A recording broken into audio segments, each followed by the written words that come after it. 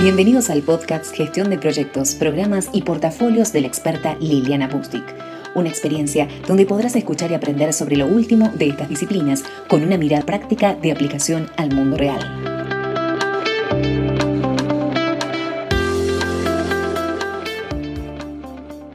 Quiero hablarte hoy de la diferencia entre la gestión de los riesgos y la reportabilidad de riesgos.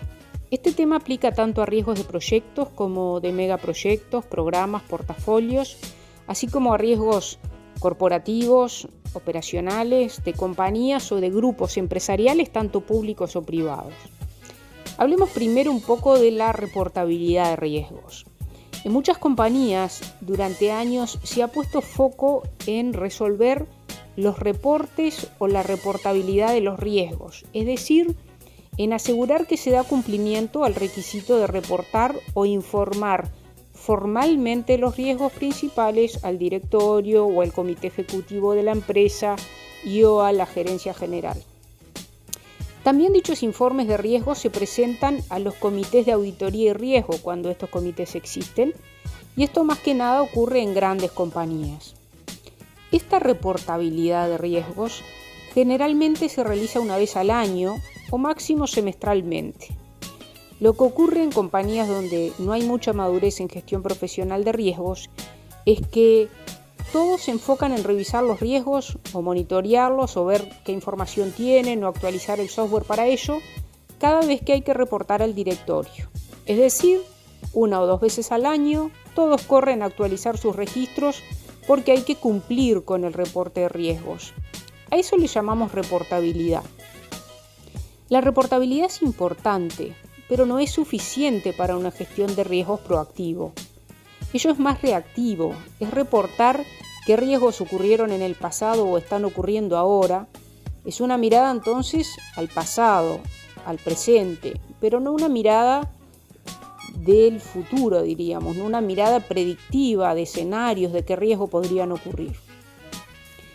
Por otro lado, hablamos de gestión de riesgos.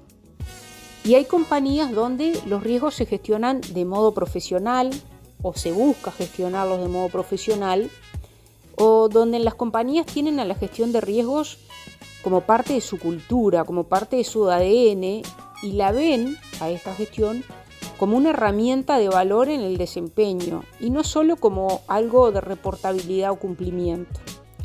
Los riesgos en este caso no se monitorean o se revisan solo cuando hay que informarlos o reportarlos al directorio o a la alta gerencia, sino que se revisan y se monitorean cada vez que sea necesario. Por ejemplo, hay riesgos que de repente yo los tengo que revisar cada 3 meses, cada 2 meses, quincenalmente, otros cada 6 meses, porque depende de la dinámica propia del riesgo. Yo puedo tener un riesgo que si va a ocurrir solo en la temporada de verano y ya tengo los planes listos y los controles en su lugar, de repente hasta la temporada de verano, que es en 6 meses, no lo tengo que revisar. Pero hay otros riesgos que pueden ser más frecuentes. Por ejemplo, ahora con la pandemia hubieron algunos comités de crisis y otros grupos que estaban diariamente mirando la evolución de determinados riesgos como resultado de este evento. Entonces, los riesgos hay que gestionarlos cuando es necesario dependiendo de la naturaleza y tipo de cada riesgo. No dependen de la fecha formal en la que hay que hacer un reporte al directorio. Por eso hay que tener cuidado cuando se asocia reportabilidad de riesgo con gestión de riesgos. Cuando los riesgos se gestionan profesionalmente, dinámicamente, permanentemente como corresponde, la reportabilidad o los informes de riesgos son una consecuencia directa de la gestión. Surgen naturalmente. La reportabilidad surge como resultado de la gestión. No hay que crear, ni preparar, ni confeccionar nada adicional o especial. Ahora, hablando de reportabilidad, gestión y también cumplimiento, lo que se llama compliance en inglés, que también las áreas o las grandes compañías tienen áreas de riesgos y áreas de control y cumplimiento. En el pasado el foco estaba mucho más en la reportabilidad, en el control y en el cumplimiento de los riesgos. Este foco era más fuerte que la gestión y el buen desempeño del tratamiento de los riesgos. Por eso es común encontrar compañías donde los gerentes generales o los presidentes o los directorios de la compañía te dicen, mira, nosotros tenemos un buen sistema de riesgo implementado, tenemos procedimientos, tenemos software, tenemos procesos, tenemos todo, pero en la práctica se nos viven materializando riesgos, tenemos miles o millones de dólares de pérdidas porque los riesgos se materializan. Sin embargo, tienen todo un sistema de reportabilidad funcionando. ¿Por qué? Porque históricamente se miraba mucho más el control, la reportabilidad del cumplimiento que la efectividad del tratamiento. Se miraba eso mucho más que saber si los controles realmente funcionaban o el tratamiento realmente era bueno, era robusto. La tendencia está cambiando. Hoy hay que buscar y lograr un balance o un equilibrio entre la reportabilidad y la gestión. Las compañías, especialmente las grandes, los grandes grupos empresariales y más que nada las compañías públicas, tienen fuertes requisitos de cumplimiento y reportabilidad. Y eso no es negociable, hay que llevarlo a cabo de buen modo y en el momento oportuno para cumplir con los requisitos de reporte de información a las audiencias y comités correspondientes. Ahora, no obstante ello, hay que lograr reforzar la gestión de riesgos con el foco o con la mirada también en el desempeño. No puede ser más importante subir una evidencia de auditoría de un control o un plan que la efectividad propia o el buen desempeño del plan de acción o respuesta. Hay evidencias que se suben al sistema informático o que se cargan en los software de gestión de riesgos que no tienen ningún valor real, pero nos quedamos contentos porque cumplimos, porque subimos el papelito o la evidencia. Por ejemplo, a veces como evidencia se sube una minuta de reunión para evidenciar que se hizo la reunión, como que si fuera que la reunión es la prueba de que el control o el plan es efectivo, cuando ello no es así en general.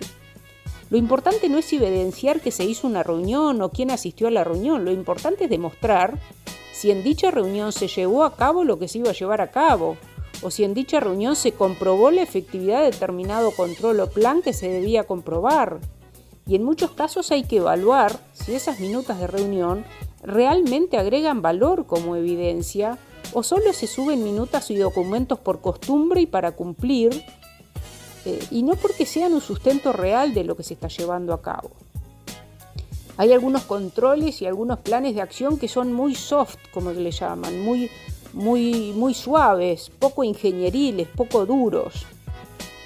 Entonces, como conclusión, la recomendación es que se busque fomentar en tu empresa, en tu proyecto, que la gestión de riesgos siempre se realice como una herramienta que contribuya con el éxito del desempeño del negocio, del desempeño del proyecto, y que los reportes o informes de riesgos surjan como una consecuencia natural de dicha gestión. No es cuestión de demostrar que se gestionan los riesgos, es cuestión de gestionarlos realmente. Tengo un cliente que hace poco me dijo, el papel o el PowerPoint aguanta todo, pero la realidad no, y es así. Nosotros en informes de riesgos podemos decir que está todo bien, que está todo en verde, todo en amarillo, todo controlado. Pero seamos profesionales, gestionemos los riesgos para lograr resultados positivos, para tener mejores resultados, para ayudar a las compañías o proyectos a ser más exitosos. Y no tengamos solo el foco en buscar demostrar mediante papeles o informes que las cosas se hacen cuando a veces no es tan así. Trabajemos por lograr un justo balance entre la reportabilidad y el cumplimiento, y entre la gestión y el desempeño necesario. Si quieres más información sobre gestión de riesgos, te invito a visitar mi página web butchtick.com para leer otros blogs o escuchar otros podcasts de este y otros temas, así como para adquirir mi libro Secretos para dominar la gestión de riesgos en proyectos, donde hablo de este y de otros temas. También te invito a mirar en YouTube, en mi canal de YouTube, que me puedes buscar como Liliana Butchtick, donde encontrarás una serie de videos asociados a este tema de gestión de riesgos y otros temas como gestión de portafolios, de proyectos y de programas. Y te invito además que en YouTube presiones el botón suscribirte para que te enteres de todos los videos a medida que los vamos publicando.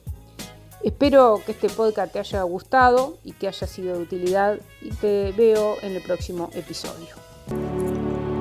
Espero que hayas disfrutado de este episodio.